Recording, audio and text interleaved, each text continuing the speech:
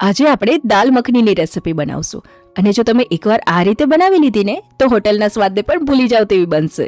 અને વળી આ દાલ મખની આપણે લસણ કે ડુંગળીનો વપરાશ કર્યા વગર બનાવશું. હવે અહીંયા તો દાળને બોઇલ કરી વઘાર કરો એટલામાં પૂરું નથી. જો તેને પ્રોપર રીતે બનાવવામાં આવશે ને તો જ તેનો પરફેક્ટ એવો ટેસ્ટ આવશે. તો એકદમ સ્વાદિષ્ટ એવી દાલ મખની બનાવવાની શરૂઆત કરીએ. નમસ્કાર મિત્રો, સ્વાગત છે તમારું. જો તમને મારી રેસિપીઝના વિડીયો ગમતા હોય તો લાઈક, શેર અને મારી ચેનલને સબસ્ક્રાઇબ કરજો.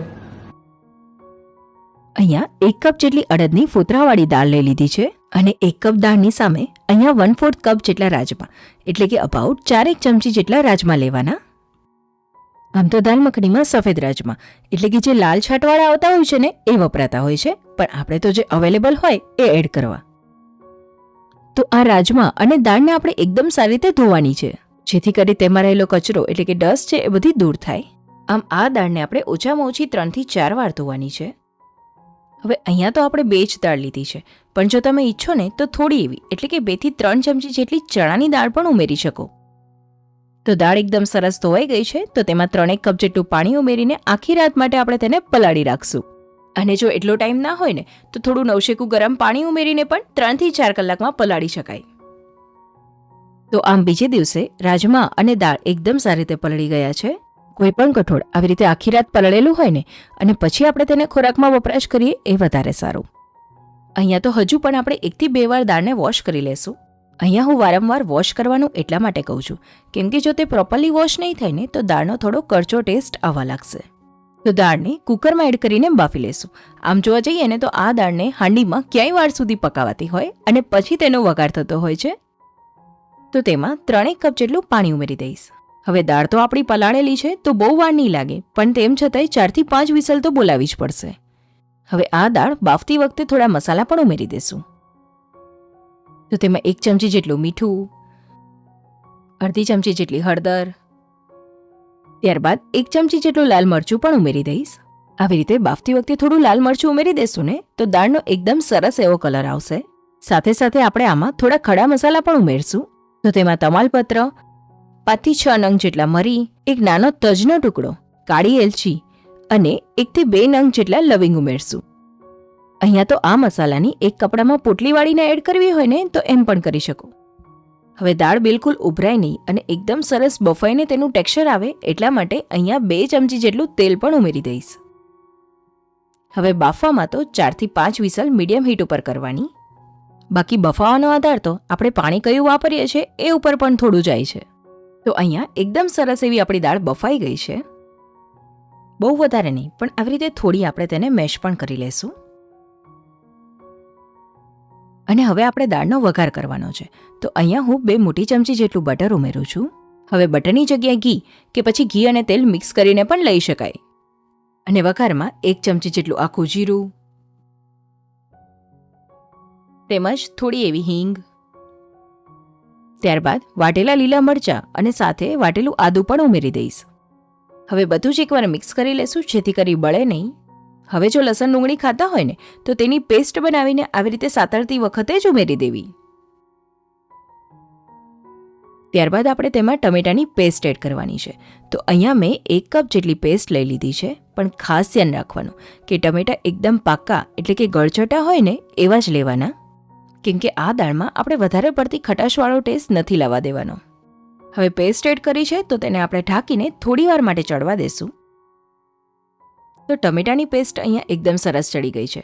તો હવે આપણે બીજા તેમાં હવે જ મસાલા એડ કરી દેવાના. તો તેમાં અડધી ચમચી જેટલું હળદર પાવડર, તેમજ 1.5 ચમચી જેટલો કાશ્મીરી લાલ મરચું પાવડર, ત્યારબાદ ગરમ મસાલા પાવડર અને સાથે 1 ચમચી જેટલો ધાણાજીરું પાવડર પણ ઉમેરી દઈશ. તેમજ સ્વાદ પ્રમાણે મીઠું. હવે આપણે જ્યારે દાળ ઉમેરશું ને તો થોડું પાણી પણ એક્સ્ટ્રા એડ કરશું. તો એ પ્રમાણે જ અહીંયા મીઠું ઉમેરી દઉં છું. હવે આ બધા મસાલાઓ એડ કર્યા છે તો તેને પણ અડધી 1 મિનિટ માટે ગરમ થવા દેશું. અને પછી તેમાં આપણે જે બાફેલી દાળ છે તે એડ કરી દેશું. અને હવે દાળને મસાલા જોડે એકદમ સારી રીતે મિક્સ કરી લઈશ. અને હજુ આપણી દાળ થોડી આખી લાગે છે તો આવી રીતે થોડી થોડી મેશ કરી લેવાની. આમ દાલ મખનીમાં તો 30-40% જેટલી દાળ મેશ થયેલી જ હોય. તો હવે અહીંયા તમે જોઈ શકો છો કે દાળ હજુ આપણી થોડી જાડી છે. તો આ સમયે આપણે તેમાં પાણી ઉમેરવાનું છે. તો થોડું નવશેકું એવું અબાઉટ 1.5 કપ જેટલું પાણી ઉમેરીશ. અને હવે આ દાળને આપણે 10 મિનિટ માટે ઉકાળવાની છે. તો એકદમ ધીમી હીટ ઉપર આવી રીતે એક ડીશ ઢાંકીને ચડવા દેશું અને થોડું આવી રીતે ખુલ્લું રાખશું જેથી કરી દાળ ઉભરાઈ ના જાય. હવે દાલ મખની વસ્તુ તો એવી છે ને કે જે કસૂરી મેથી વગર તો અધૂરી. તો કસૂરી મેથી તો આપણે થોડી રોસ્ટ કરીને એડ કરતા હોય જેથી કરી એકદમ સરસ એવી એની ફ્લેવર આવે. તો રોસ્ટ કરવાની જગ્યાએ એને પણ આવી રીતે ડીશ ઉપર મૂકી દઈશ જેથી કરી ધીમે ધીમે એ પણ શેકાઈ જશે.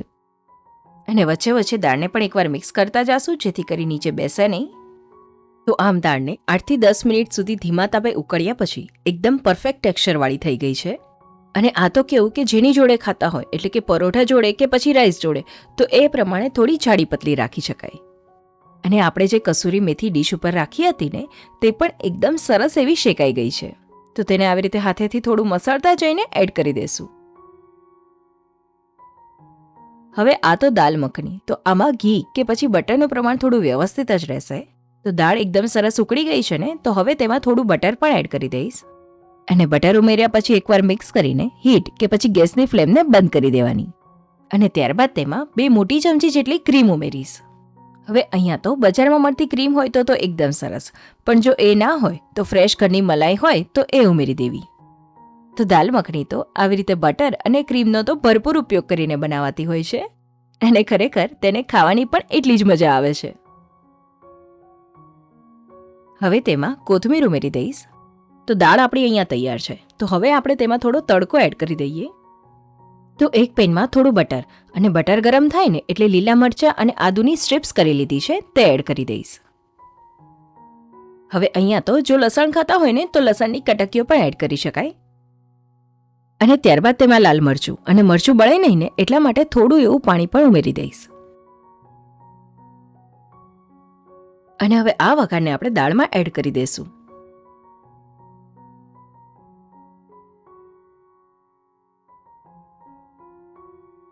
હવે દાળ તો આપણી અહીંયા તૈયાર છે, પણ એકદમ સરસ ફ્લેવર લાવવા માટે અહીંયા કોલસાને ગરમ કરવા રાખી દીધો છે.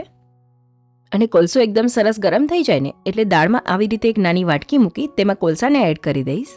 અને એ ગરમ કોલસા ઉપર થોડું ઘી ઉમેરીને તરત જ ઢાંકી દેશું. તો આમ 2-3 મિનિટ સુધી તેને એમ જ રહેવા દેવાનું. તો અહીંયા આપણી એકદમ ફ્લેવરફુલ સુપર ટેસ્ટી દાળ બનીને તૈયાર છે.